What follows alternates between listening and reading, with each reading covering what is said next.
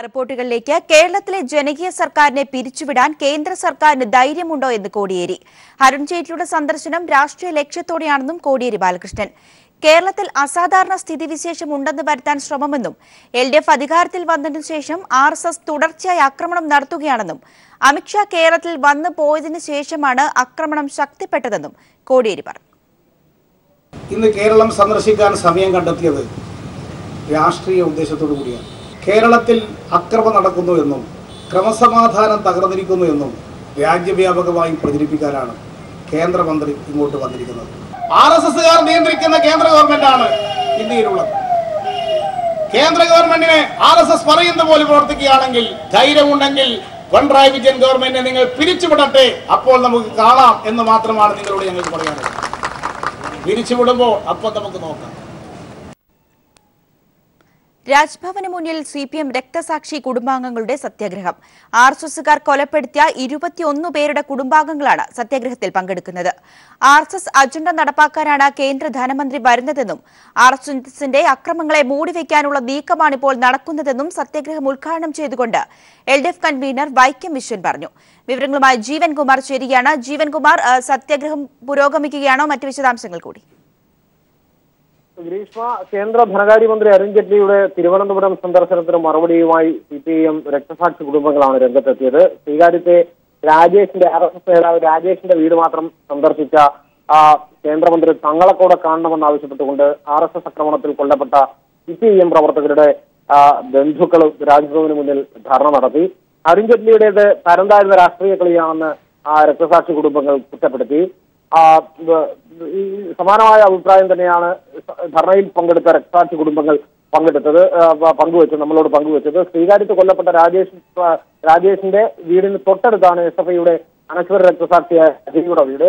എന്നാൽ അവിടെ പോകാനോ അവരുടെ കുടുംബാംഗങ്ങളെ കാണാനോ ജെയ്റ്റ്ലി കൂട്ടാക്കിയില്ല. ഇത് രോക്ഷത്തോടു കൂടിയാണ് അജയ്യുടെ പിതാവ് ഈ കാര്യത്തിൽ പ്രതികരിച്ചത്. തന്റെ മകനെ കൊലപ്പെടുത്തിയ RSSകാർ ഇപ്പോഴും സ്വൈര്യവിഹാരം നടത്തുകയാണെന്ന് രക്തസാക്ഷി സജിൻ ഷാഹുലിന്റെ ഉമ്മ പീപ്പിൾ TVയോട് പറഞ്ഞു. തന്റെ അച്ഛന്റെ കൊലപാതകങ്ങൾക്ക് സംഘപരിവാറിൽ ഉയർന്ന സ്ഥാനം ലഭിച്ചുവെന്ന് കൊല്ലപ്പെട്ട ആനാവൂരിലെ നാരായണൻ നായരുടെ മകനും പീപ്പിൾ TVയോട് വളരെ രോക്ഷത്തോടു കൂടി പ്രതികരിച്ചു. ജെയ്റ്റ്ലിയുടെ സന്ദർശനത്തോടെ കേന്ദ്രമന്ത്രിസഭയെന്നാൽ RSSന്റേതാണെന്നും ജനങ്ങളുടെ നിന്ന് തെളിഞ്ഞതായും CPIM സംസ്ഥാന സെക്രട്ടറി കോടിയേരി ബാലകൃഷ്ണൻ കുറ്റപ്പെടുത്തി. ധൈര്യമുണ്ടെങ്കിൽ ഈ സർക്കാരിനെ പിരിച്ചുവിടട്ടെ, അപ്പോൾ കൂടുതൽ വർദ്ധിതമായ ഭൂരിപക്ഷത്തോടുകൂടി LDF സർക്കാർ വീണ്ടും അധികാരത്തിലെത്തുമെന്ന് കോടിയേരി ബാലകൃഷ്ണൻ ധർണയിൽ പങ്കെടുത്തുകൊണ്ട് പറഞ്ഞു. ധർണാ സമരം CPIMന്റെ കേന്ദ്ര കമ്മിറ്റി അംഗവും അതോടൊപ്പം LDF കൺവീനറുമായ വൈക്കം വിശ്വൻ ഉദ്ഘാടനം ചെയ്തു. EP ജയരാജൻ, ആനാവൂർ നാഗപ്പൻ, V ശിവൻകുട്ടി എന്നിവർ സംസാരിച്ചു. ഗ്രീഷ്മ, വ്യക്തമാണ്. ജീവൻ കുമാറാണ് വിവരങ്ങൾ നൽകിയത്. CPIMനെ വെല്ലുവിളിച്ച അരുൺ ജെയ്റ്റ്ലി. അക്രമങ്ങളിൽ തളരുന്ന പാർട്ടിയല്ല BJP. ശ്രീകാര്യത്തെ കൊല്ലപ്പെട്ട രാജേഷിന്റെ കുടുംബാംഗങ്ങളെ സന്ദർശിച്ച ശേഷം BJP സംഘടിപ്പിച്ച പരിപാടിയിൽ സംസാരിക്കുകയായിരുന്നു ജെയ്റ്റ്ലി. വർദ്ധിത വീര്യത്തോടെ മുന്നേറാനും BJP പ്രവർത്തകരോട് അരുൺ ജെയ്റ്റ്ലി ആഹ്വാനം ചെയ്തു. കേരളത്തിൽ ക്രമസമാധാനം തകരാറിലെന്ന BJP RSS പ്രചാരണം പച്ചക്കള്ളമാണെന്ന് തെളിയിക്കുന്നതാണ് കേന്ദ്ര സർക്കാരിന്റെ തന്നെ കണക്കുകൾ. കുറ്റകൃത്യങ്ങളുടെ കാര്യത്തിൽ BJP ഭരിക്കുന്ന സംസ്ഥാനങ്ങൾ കേരളത്തെക്കാൾ ഏറെ മുന്നിലാണെന്ന് നാഷണൽ ക്രൈം റെക്കോർഡ്സ് ബ്യൂറോയുടെ കണക്കുകൾ വ്യക്തമാക്കുന്നു. കൊലപാതകം, വർഗീയ കലാപം, ബലാത്സംഗം, തട്ടിക്കൊണ്ടുപോകൽ, മോഷണം തുടങ്ങിയ കുറ്റകൃത്യങ്ങളിൽ ഗുജറാത്ത്, മധ്യപ്രദേശ്, രാജസ്ഥാൻ തുടങ്ങിയ BJP ഭരിക്കുന്ന സംസ്ഥാനങ്ങളാണ് കേരളത്തെക്കാൾ ഏറെ മുന്നിലുള്ളത്. കേരളം കുറ്റകൃത്യങ്ങളുടെ നാടായി മാറിയെന്നും ക്രമസമാധാന നില തകരാറിലായതിനാൽ രാഷ്ട്രപതി ഭരണം വേണമെന്നുമാണ് BJP RSS നേതാക്കൾ ദേശീയ തലത്തിൽ നടത്തുന്ന പ്രചരണം. വസ്തുതകൾക്ക് നിരക്കാത്തതാണ് കേരളത്തിനെതിരെ സംഘപരിവാർ നടത്തുന്ന പ്രചരണമെന്ന് കേന്ദ്ര സർക്കാരിന്റെ തന്നെ കണക്കുകൾ പരിശോധിച്ചാൽ വ്യക്തമാകും. നാഷണൽ ക്രൈം റെക്കോർഡ്സ് ബ്യൂറോ പ്രസിദ്ധീകരിച്ച കുറ്റകൃത്യങ്ങളുടെ കണക്കുകൾ നോക്കുമ്പോൾ കേരളം ദൈവത്തിന്റെ സ്വന്തം നാട് തന്നെ. അതേസമയം കുറ്റകൃത്യങ്ങളുടെ കാര്യത്തിൽ BJP ഭരിക്കുന്ന സംസ്ഥാനങ്ങൾ തമ്മിലാണ് മത്സരം. ഇനി കണക്കുകൾ നോക്കാം. കേരളത്തിൽ 2015 രജിസ്റ്റർ ചെയ്തത് 334 കൊലപാതക കേസുകൾ. BJP ഭരിക്കുന്ന സംസ്ഥാനങ്ങളിൽ സ്ഥിതി ഇങ്ങനെ: മധ്യപ്രദേശ് 2339, മഹാരാഷ്ട്ര 2509, ഗുജറാത്ത് 1150, രാജസ്ഥാൻ 1569. ബലാത്സംഗ കേസുകൾ കേരളം 1256, BJP ഭരിക്കുന്ന സംസ്ഥാനങ്ങൾ മധ്യപ്രദേശ് 4391, രാജസ്ഥാൻ 3644, മഹാരാഷ്ട്ര 4144. തട്ടിക്കൊണ്ടുപോകൽ കേരളത്തിൽ 271 കേസുകൾ, മധ്യപ്രദേശ് 6788, രാജസ്ഥാൻ 5426, ഗുജറാത്ത് 2108, ജാർഖണ്ഡ് 1402. ഇനി ജാതി സംഘർഷത്തിന്റെ കണക്കുകൾ. കേരളത്തിൽ ഒരു വർഷത്തിനിടെ ഒരു കേസുകൾ പോലും ഉണ്ടായില്ല. അതേസമയം മോഡിയുടെ ഗുജറാത്തിൽ 141, മധ്യപ്രദേശിൽ 30. ഇങ്ങനെ പോകുന്നു കണക്കുകൾ. വർഗീയ സംഘർഷങ്ങളാകട്ടെ കേരളത്തിൽ ഒരു വർഷത്തിനിടെ 6 കേസുകൾ രജിസ്റ്റർ ചെയ്തപ്പോൾ ഗുജറാത്തിൽ 45, മധ്യപ്രദേശിൽ 43, ജാർഖണ്ഡിൽ 68.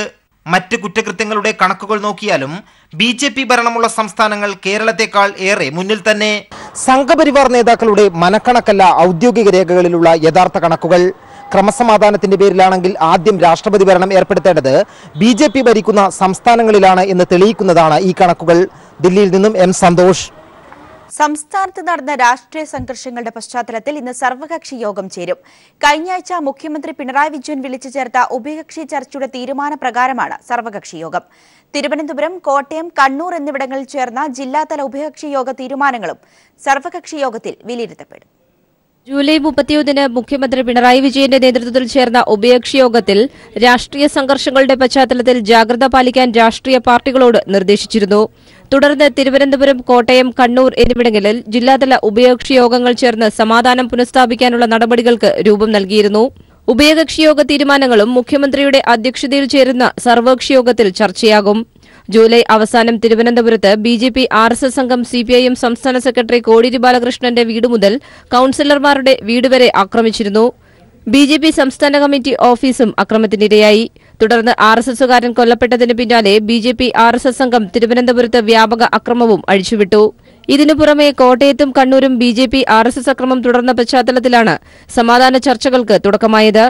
താഴെത്തട്ടിൽ വരെ പ്രവർത്തകർക്ക് സമാധാനം പുനഃസ്ഥാപിക്കാൻ നേതാക്കൾ നിർദ്ദേശം നൽകണമെന്ന് ഉഭയകക്ഷി ചർച്ചയിൽ മുഖ്യമന്ത്രി സംസ്ഥാന നേതാക്കളോട് നിർദ്ദേശിച്ചിരുന്നു. മുഖ്യമന്ത്രിയുടെ അധ്യക്ഷതയിൽ ചേർന്ന ഉഭയകക്ഷി യോഗത്തിനു ശേഷമുള്ള ദിവസങ്ങളിലെ സ്ഥിതിഗതികൾ സർവകക്ഷി യോഗം വിലയിരുത്തും. രാഷ്ട്രീയ സംഘർഷങ്ങൾ ഒഴിവാക്കാനുള്ള നടപടികൾക്കും യോഗം രൂപം നൽകും. ഉച്ചയ്ക്ക് ശേഷം 3-ന് തിരുവനന്തപുരത്താകും സർവകക്ഷി യോഗം ചേരുക. News bureau, Thiruvananthapuram. മതസ്പർദ്ധ വളർത്തുന്ന പരാമർശം നടത്തിയെന്ന കേസിൽ മുൻ DGP സെൻകുമാറിനെ അറസ്റ്റ് ചെയ്ത് വിട്ടയച്ചു. ഒരു വാരികയ്ക്ക് നൽകിയ അഭിമുഖത്തിലാണ് പ്രത്യേക മതവിഭാഗത്തെ പേരെടുത്ത് പരാമർശം നടത്തിയതിന്റെ പേരിൽ സെൻകുമാർ വിവാദത്തിലാവുകയും പിന്നീട് സംഭവത്തിൽ പോലീസ് കേസെടുക്കുകയും ചെയ്തത്. തിരുവനന്തപുരം സൈബർ സെൽ രജിസ്റ്റർ ചെയ്ത കേസിലാണ് സെൻകുമാറിനെ ഇപ്പോൾ അറസ്റ്റ് ചെയ്തത്. കേസിൽ ഹൈക്കോടതി സെൻകുമാറിന് മുൻകൂർ ജാമ്യം അനുവദിച്ചിരുന്നു. ഇന്ത്യയ്ക്ക് വീണ്ടും മാതൃകയായി കേരളം. രാജ്യത്തെ ഏറ്റവും പുരോഗതിയുള്ള നഗരമായി നമ്മുടെ കൊച്ചി. ADB റിപ്പോർട്ടിലാണ് കൊച്ചി ഒന്നാമതെത്തിയത്. ന്യൂഡൽഹിയെ പിന്നിലാക്കിയാണ് കൊച്ചി ഒന്നാമതായത്. ഏഷ്യൻ ഡെവലപ്മെന്റ് ബാങ്കിന് വേണ്ടി നഗരവികസന മന്ത്രാലയത്തിന് കീഴിൽ നടത്തിയ പഠനത്തിലാണ് രാജ്യത്തെ ഏറ്റവും പുരോഗതിയുള്ള നഗരം കൊച്ചിയെന്ന് വിലയിരുത്തിയത്. ന്യൂഡൽഹി 2ാം സ്ഥാനത്തും പഞ്ചാബിലെ ലുധിയാന 3ാം സ്ഥാനത്തുമെന്നാണ് കണ്ടെത്തൽ. സ്മാർട്ട് സിറ്റികളായി വികസിച്ചുകൊണ്ടിരിക്കുന്ന ആദ്യത്തെ 20 നഗരങ്ങളെക്കുറിച്ചുള്ള പഠനങ്ങളുടെ അടിസ്ഥാനത്തിലാണ് റിപ്പോർട്ട് തയ്യാറാക്കിയത്. ബഹുതല പുരോഗതി സൂചിക അനുസരിച്ച് തയ്യാറാക്കിയ റിപ്പോർട്ടിൽ 28 മാനദണ്ഡങ്ങളുണ്ട്. ഇതിനായി 2011 സെൻസസ്, നാഷണൽ സാമ്പിൾ സർവേ ഓഫീസിന്റെ യൂണിറ്റ് തല ഡേറ്റ തുടങ്ങിയവ ക്രോഡീകരിക്കുകയായിരുന്നു. പുരോഗതി സൂചികയിൽ കൊച്ചിക്ക് 329.8 പോയിന്റുകളും രണ്ടാമതെത്തിയ ന്യൂഡൽഹിക്ക് 248.3 പോയിന്റുകളുമാണ് ലഭിച്ചത്. കൊച്ചിയുടെ കുതിപ്പിന് കാരണമായത് ഭൗതികവും സാമ്പത്തികവുമായ അടിസ്ഥാന സൗകര്യങ്ങളും സാമൂഹിക ആവശ്യങ്ങൾക്കുള്ള ആസ്തികളുമാണ്. റോഡുകളുടെ സാന്ദ്രത, ബാങ്കുകളുടെ ലഭ്യത, ഇന്റർനെറ്റ് അവസരങ്ങൾ ഇവയൊക്കെ കൂടാതെ ലൈബ്രറികൾ, സിനിമാ തിയേറ്ററുകൾ എന്നിവയാണ് കണക്കിലെടുത്തത്. പുരോഗമനത്തിൽ മുന്നിലെത്തിയ അറബിക്കടലിന്റെ റാണി കൊച്ചിക്ക് പോരായ്മകളുമുണ്ട്. അവയെ മറികടക്കുവാൻ ഇനി ഊന്നൽ നൽകേണ്ടത് മാനവ വികസനത്തിനും അടിസ്ഥാന സൗകര്യങ്ങൾക്കുമായിരിക്കണം എന്നാണ് ADB റിപ്പോർട്ടിൽ പറയുന്നത്. News desk. രാഷ്ട്രീയ നേതാവിൽ നിന്ന് നായകനായി ക്യാമറയ്ക്ക് മുന്നിലേക്ക് മന്ത്രി G. സുധാകരൻ. G. സുധാകരന്റെ തന്നെ കവിതയുടെ ദൃശ്യാവിഷ്കാരത്തിലാണ് അദ്ദേഹം നായകനായെത്തുന്നത്.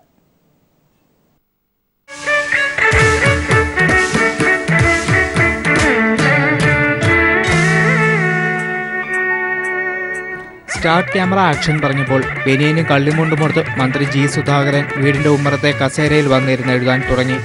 ആൽബത്തിന്റെ ആദ്യ ഷോട്ട് ആദ്യ ടേക്കിൽ തന്നെ ഓക്കെ. ജി സുധാകരൻ താൻ തന്നെ എഴുതിയ കവിതയുടെ ദൃശ്യാവിഷ്കാരത്തിലാണ് നായകനായി ക്യാമറയ്ക്ക് മുന്നിലെത്തിയത്. തനി കുട്ടനാട്ടുകാരനായിട്ടാണ് ജി സുധാകരൻ വേഷമിടുന്നത്. കുട്ടനാടിന്റെ ഗ്രാമപശ്ചാത്തലത്തിൽ ഒരുങ്ങുന്ന ആൽബത്തിൽ അഭിനയിക്കാൻ മന്ത്രി രാവിലെ 6:45 തന്നെ സെറ്റിലെത്തി. 2 മണിക്കൂറോളം നീണ്ട അഭിനയത്തിന് ശേഷം 9 മണിയോടെ തിരിച്ചു പോവുകയും ചെയ്തു. കലാഭവൻ ഷാജോൺ നായകനായി എത്തിയ പരീത് പണ്ടാരി എന്ന ചിത്രത്തിന്റെ സംവിധായകനായ ഗഫൂർ ഇല്യാസാണ് ആൽബത്തിന്റെ സംവിധാനം നിർവഹിച്ചിരിക്കുന്നത്. കവിത ആലപിച്ചിരിക്കുന്നത് രാജേഷ് കൊച്ചുവീട്ടിലാണ്. News bureau, Alappuzha. Kerala state construction workers federation CITU സംസ്ഥാന സമ്മേളനത്തിന് കൊച്ചിയിൽ തുടക്കമായി. പ്രതിനിധി സമ്മേളനം CITU സംസ്ഥാന പ്രസിഡന്റ് ആനത്തലവട്ടം ആനന്ദൻ ഉദ്ഘാടനം ചെയ്തു. കൺസ്ട്രക്ഷൻ വർക്കേഴ്സ് ഫെഡറേഷൻ സംസ്ഥാന പ്രസിഡന്റ് KP സഹദേവൻ അധ്യക്ഷനായിരുന്നു. അഖിലേന്ത്യാ ജനറൽ സെക്രട്ടറി ദീപഞ്ചൻ ചക്രവർത്തി, CN Mohanan, K Chandran Pillai, CM Dinesh മണി തുടങ്ങിയവർ പങ്കെടുത്തു. നാളെ തൊഴിലാളികൾ അണിനിരക്കുന്ന റാലിക്ക് ശേഷം നടക്കുന്ന പൊതുസമ്മേളനം മുഖ്യമന്ത്രി പിണറായി വിജയൻ ഉദ്ഘാടനം ചെയ്യും. പുതുപ്പാടി അടിവാരത്തുണ്ടായ വാഹനാപകടത്തിൽ മരിച്ച കൊടുവള്ളി കരുവൻപോയിൽ സ്വദേശികളായ കുടുംബത്തിന് നാട് കണ്ണീരോടെ വിട നൽകി. ശനിയാഴ്ച രാത്രി 10:30 കരുവൻപോയിലിൽ എത്തിച്ച മൃതദേഹങ്ങൾക്ക് അന്തിമോപചാരം അർപ്പിക്കാൻ കോരിച്ചൊഴിയുന്ന മഴയത്തും ആയിരക്കണക്കിന് ആളുകളാണ് കാത്തുനിന്നത്. വയനാട് സ്വദേശി പ്രമോദിന്റെയും പടനിലം സ്വദേശിനിയായ ഫാത്തിമ നഹിയുടെയും മൃതദേഹങ്ങൾ ഇന്ന് സംസ്കരിക്കും. കൊച്ചിയിൽ നടിയെ ആക്രമിച്ച കേസിൽ ദിലീപിന്റെയും നാദിർഷയുടെയും ബന്ധുക്കളിൽ നിന്നും സുഹൃത്തുക്കളിൽ നിന്നും ഇന്നും അന്വേഷണ സംഘം മൊഴിയെടുക്കും. ദിലീപ് നാളെ ഹൈക്കോടതിയിൽ വീണ്ടും ജാമ്യാപേക്ഷ സമർപ്പിക്കും. നടിയെ ആക്രമിച്ച കേസിൽ ദിലീപിനെതിരായ ഗൂഢാലോചന കുറ്റത്തിൽ തെളിവുകൾ ശക്തിപ്പെടുത്തുന്നതിന്റെ ഭാഗമായാണ് മൊഴിയെടുക്കലും ചോദ്യം ചെയ്യലും തുടരുന്നത്.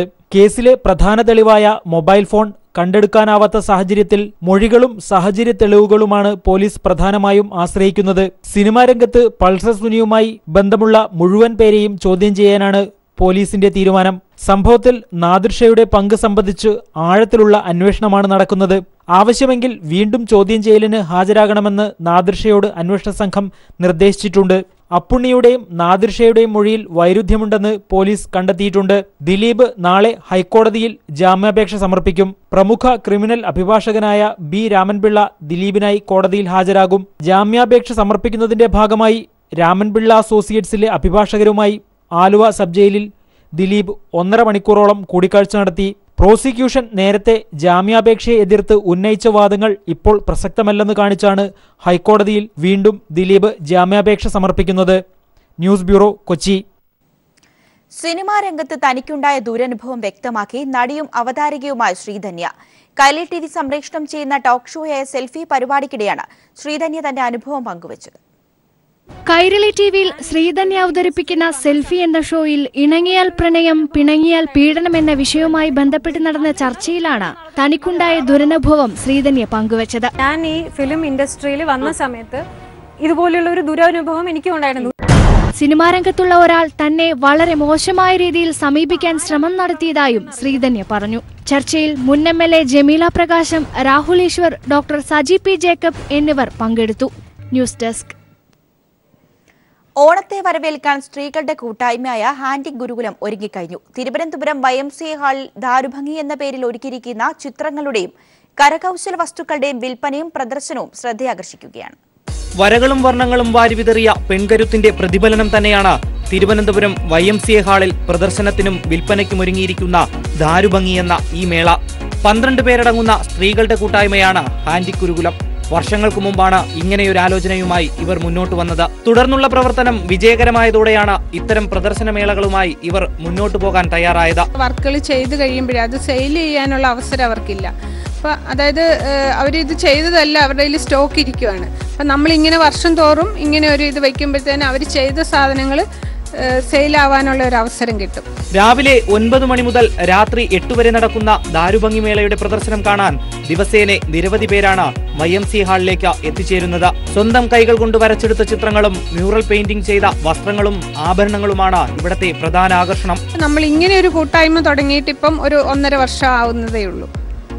ദാരുഭംഗി എന്നൊരു ഗ്രൂപ്പ് ഫോം ചെയ്തിട്ട് നേരത്തെ പ്ലാൻ ഉണ്ടായിരുന്നു, പക്ഷെ ഇപ്പോഴാണ് എനിക്കത് പ്രാവർത്തികമാക്കാൻ പറ്റിയത്. തിരുവനന്തപുരം കൈമനത്ത് പ്രവർത്തിക്കുന്ന ഹാൻഡിക് ഗുരുകുലം ഒട്ടേറെ കുട്ടികൾക്കും സ്ത്രീകൾക്കും സ്വയം തൊഴിൽ കണ്ടെത്തുന്നതിനുള്ള വിവിധ നിർമ്മാണ പ്രവർത്തനങ്ങളാണ് പഠിപ്പിക്കുന്നത്. കൂടാതെ ഇത്തരം മേളകളിൽ നിന്ന് ലഭിക്കുന്ന വരുമാനത്തിന്റെ 25% നിർധനരായ കുട്ടികളുടെ ചികിത്സാ ചിലവിനും പഠന ചിലവിനും ഇവർ നൽകുന്നുണ്ട്.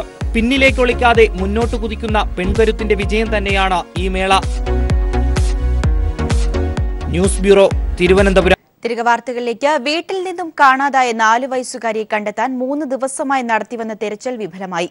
കാസർകോട് പാണത്തൂരിലെ ഇബ്രാഹിമിന്റെ മകൾ സന ഫാത്തിമയാണ് വ്യാഴാഴ്ച വൈകിട്ട് വീടിന് സമീപത്ത് നിന്നും കാണാതായത്. സമീപത്തെ പുഴയിൽ ഒഴുക്കിൽപ്പെട്ടതാകാമെന്ന ധാരണയിൽ 3 ദിവസമായി നടത്തിയ തിരച്ചിലിൽ ഫലം കണ്ടില്ല. വീട്ടിൽ നിന്നും കാണാതായ 4 വയസ്സുകാരിയെ കണ്ടെത്താൻ 3 ദിവസമായി നടത്തിവന്ന തെരച്ചിൽ ഫലം കണ്ടില്ല. കാസർഗോഡ് പാണത്തൂരിലെ ഇബ്രാഹിമിന്റെ മകൾ സന ഫാത്തിമയെയാണ് വ്യാഴാഴ്ച വൈകിട്ട് വീടിന് സമീപത്തു നിന്ന് കാണാതായത്. സമീപത്തെ പുഴയിൽ ഒഴുക്കിൽപ്പെട്ടതാകാമെന്ന ധാരണയിൽ 3 ദിവസമായി നടത്തിയ തെരച്ചിൽ ഫലം കണ്ടില്ല. അംഗൻവാടി വിദ്യാർത്ഥിനിയായ സന വ്യാഴാഴ്ച വൈകിട്ട് വീട്ടിലെത്തിയപ്പോഴാണ് കാണാതാകുന്നത്. വീടിന് സമീപത്തെ ഓടയിലെ പൈപ്പിന് സമീപം കുട്ടിയുടെ കുടയും ചെരുപ്പുകളും കണ്ടെത്തി. കുട്ടി വെള്ളത്തിൽ ഒഴുകിപ്പോയതാകാമെന്ന നിഗമനത്തിൽ ബന്ധുക്കളും നാട്ടുകാരും അപ്പോൾ തന്നെ തെരച്ചിൽ തുടങ്ങി. പിന്നീട് ഫയർഫോഴ്സും പോലീസും തെരച്ചിലിൽ പങ്കാളികളായി. സമീപത്തെ പുഴയും ജലാശയങ്ങളും പറമ്പുകളും അരിച്ചുപെറുക്കി നടത്തിയ അന്വേഷണത്തിലും 4 വയസ്സുകാരിയായ സനയെ കണ്ടെത്താനായില്ല. സ്ഥലങ്ങളും മറ്റേ ഓടയും അങ്ങനെ ഇതെല്ലാം പൊളിച്ചിട്ട് JCB കൊണ്ടുവന്ന് പൊളിക്കുകയും അവിടെ മുതൽ തോട് വരെ ഏകദേശം ഒരു 1.25 കിലോമീറ്ററോളം ദൂരം ഞങ്ങൾ നാട്ടുകാരും കൂടെ കൂടിയിട്ട് തെരച്ചിൽ നടത്തി. എവിടെ ഒന്നും കിട്ടിയിട്ടില്ല. ഒരു സാധ്യതയും കുട്ടിയെ തങ്ങി നിൽക്കാനുള്ള സാധ്യതകളെല്ലാം പരിശോധിച്ചു. കുട്ടിയുടെ ചെരുപ്പുകളും കുടയും കണ്ടെത്തിയ ഭാഗത്ത് ഓടയിൽ കാര്യമായ ഒഴുക്കുണ്ടായിരുന്നില്ല. 3 ദിവസത്തെ തെരച്ചിലിലും കുട്ടിയെ കണ്ടെത്താനാകാത്തത് ദുരൂഹത സൃഷ്ടിക്കുന്നുണ്ട്. സനയുടെ കുടുംബവും നാട്ടുകാരും കുട്ടിയെ പെട്ടെന്ന് കാണാതായതിന്റെ ഞെട്ടലിലാണ്. രാജപുരം പോലീസ് കേസെടുത്ത് അന്വേഷണം ശക്തമാക്കിയിട്ടുണ്ട്. News desk, people TV.